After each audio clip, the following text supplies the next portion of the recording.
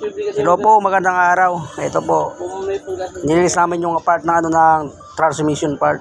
Ito, nakita niyo yung sliding gear, tapos ito, shifter port. Yung nililis natin, pang for assembly, yung auxiliary box, nakita niyo yung twin shaft gear. Yung ibang part. Ito yung pinaka-housing ng transmission. Ito yung pinapit namin yung simula first gear hanggang 6 gear. Yung may timing po yan, yung yung sa twin shaft gear. Kapag di nyo masundan yung timing yan, yung iba walang marking. Isa lang lagi yan, di ba ipasok ko yung pinhousing yan pag in-assembly nyo. Yan. Medyo mahirap. Dito lang lagi sa baga kami. May pasensya tayo Huwag yung minamadali, huwag pinubukbo kung ano-ano ginagawa. Lalo masisira yung pyesa. Yan, kapit natin yung yung kaya twin shaft gear yung magdimang yan yung ano po na yan.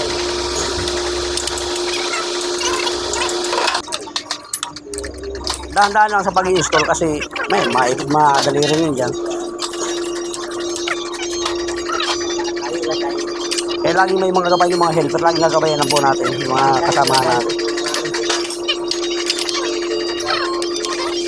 Ito, na-check na natin, naikabit na yung input drive. Test po natin, testing natin kung papasok yung mga cambio habang hindi pa siya totally na-assemble. Kasi pag ginumo agad dyan na walang kasiguraduhan, baka job ka yan, babakasan naman yan. Testing mo natin, laruin natin itong mga shifter na yan.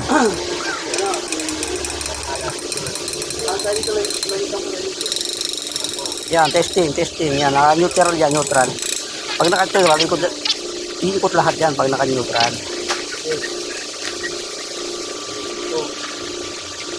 Yan, sige, yan, ikot mo na kayo. Huwag successful yung gawa.